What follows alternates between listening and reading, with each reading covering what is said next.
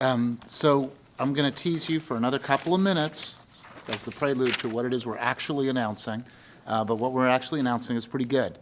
So, first of all, we do talk, Ed's right on the point. We talk in Seattle about being the city of the future because, and we were talking a lot about that this year, it's the 50th anniversary of our World's Fair. And back then they said we're going to do that, we're going to be a city of the future through scientific innovation. And to a great degree, we've accomplished a lot in those 50 years. We are, in fact, seen as a tremendously desirable place for tech businesses, for new economy businesses. But our traditional businesses also rely on, they need that capacity as well. Nobody can compete in the world economy without innovating. And no matter what type of business you have, you are now relying on our internet infrastructure to support it. And the other thing about being a city of the future is you got to keep working on it. You can fall behind. In fact, Blair and I were talking. The media here knows I came from the East Coast, and you can see cities which were once hotbeds of technological innovation, across the Northeast. And but they fell behind. They didn't evolve with the times. And that's our job now, is to continue to evolve and to maintain the role we've had. And one of the ways we're going to do that is by improving our internet infrastructure. Right now, we pass data over systems that were built either for telephone, telephony, voice communications, or that were built for cable, for television communications. And we try to add and layer data on top of that. But our data needs are far outstripping the capacity of those systems to carry all the data we need. And we can see it, every day when you hit that refresh button on your laptop or your desktop, that the needs we have just grow and grow. The applications use more and more data, but we do not have the infrastructure to support us, and that will put us behind.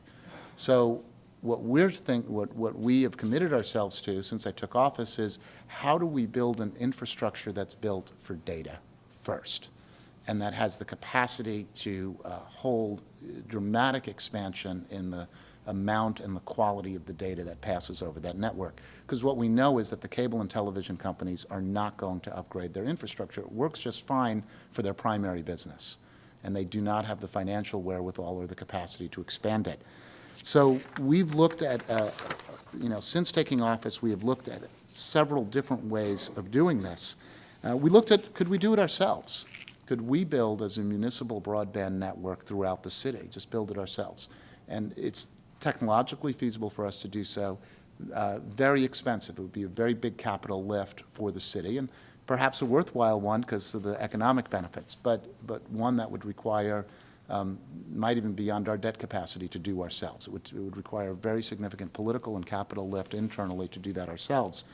But we also started looking at what can we do to partner with the private sector on doing this. And one of the first things we did was just making it available. If you may remember, in Pioneer Square, we made it available for Comcast, in this case, to run fiber optic cable through conduit that we were laying in the street when we were doing utility work. And what became clear to us then was, how could we scale that up, go beyond conduits as well? As you know, we have fiber optic cable running all throughout the city that the city of Seattle purchased. The University of Washington has fiber optic cable as well. And we use it to connect all of our operations to each other, which is critically important for Seattle City Lights, Seattle Public Utilities, and our other operations. We have more fiber than we need. The unused fiber we call dark fiber. So the question we had was, could we make our dark fiber available to the private sector, just like we made our conduit available to Comcast in Pioneer Square? Could we take our dark fiber and make it available to the private sector? We partnered with the University of Washington on Gig.U, which was a nationwide proposal, many universities in many places. But here what we said was, we'll put our dark fiber into the mix. We also put out requests for proposals to the private sector saying, we have our assets of dark fiber.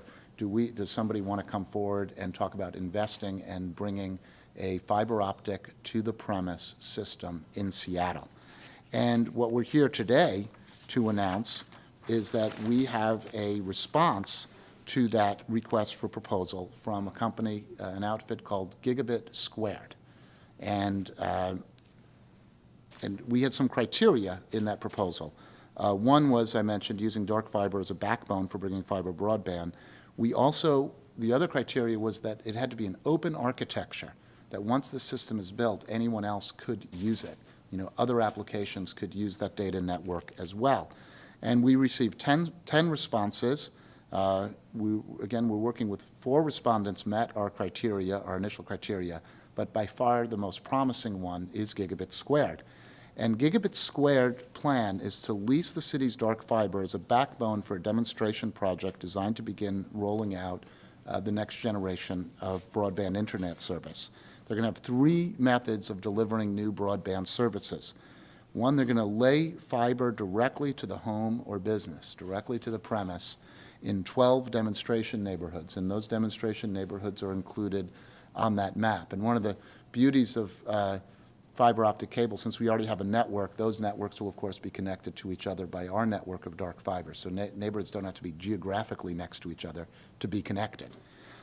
The second phase of it is that they're going to provide dedicated gigabit speed radio connections to speed deployment to multifamily housing and to businesses where fiber is not available. And what that means is that we have, and you'll see the dots on this map, we have, I believe, 39 locations around the city in which there'll be a radio transmitter that will have a direct radio-to-radio connection to a radio at the other end, which can then support a local network there. So it's a way to reach businesses and multifamily. And because we're using, and those towers are located on city-owned buildings or SHA-owned property, Seattle Housing Authority. So that's the other public asset that we made available and that Gigabit Squared wants to use. So if you operate a building, you can get a radio connection to one of those towers in which you will get gigabit speed connection from tower to your facility. Gigabit's a big number. I'm going to have to ask somebody else to explain how big a gigabit is. And I'm not sure I've ever been able to explain that properly. But the best I've ever been able to come up with, remember when you had to plug your computer into the phone and the dial tone and everything and how slow it was, and then one day you got cable and it was so much faster? Imagine that like many, many times more when you can start connecting. And what applications will that lead to? I'm not sure we can actually say what applications they're going to lead to. I mean, this is a really important point to make.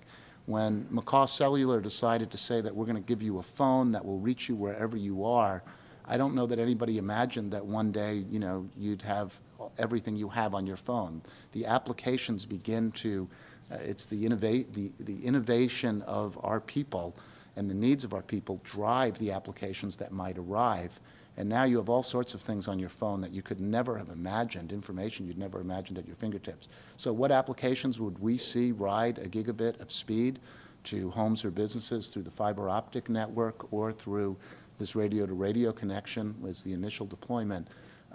We'll start finding out, but it is at such a higher capacity than anything we've seen before. We're going to find people who will find ways to use that data in very innovative and productive ways for our local capital. So as I've said, we'll also be offering high-speed wireless internet connections to subscribers in the 12 demonstration neighborhoods as it's being built out.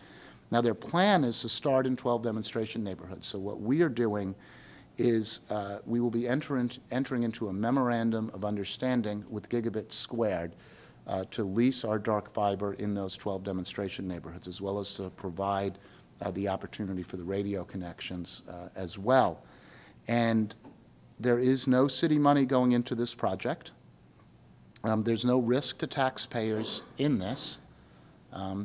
This is, as we've said, the most promising approach we've received. Gigabit Squared will then be in a position to raise capital and begin deployment of the system.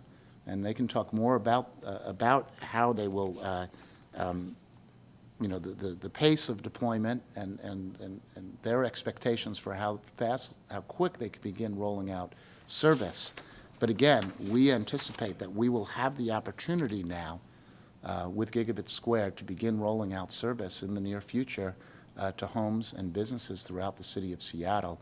And again, this is something we've been working on for 3 years. How do we get our internet infrastructure up to the levels of other cities and other countries around the world so that we can compete in the world economy and so that we can maintain a leadership role in innovation. And I can't tell you how excited I am to be here announcing this today, because it's been a long, hard work to get here.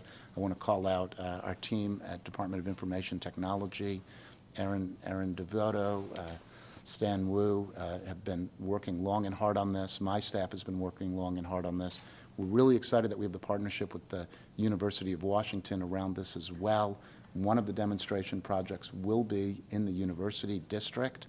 And again, imagine connecting up students, researchers, health institutions, homes, businesses to this network. We'll start seeing what it means for a community to start having that level of quality. And I guess one more story, if you know the story of how Microsoft started, it was because Bill Gates and Paul Allen had the opportunity to sneak into the University of Washington and use the latest computer technology that nobody else had. And that gave them ideas. So what ideas will we get, And I still believe, that the next big thing is going to come out of a spare bedroom or a garage somewhere here in Seattle. And how big will that idea be?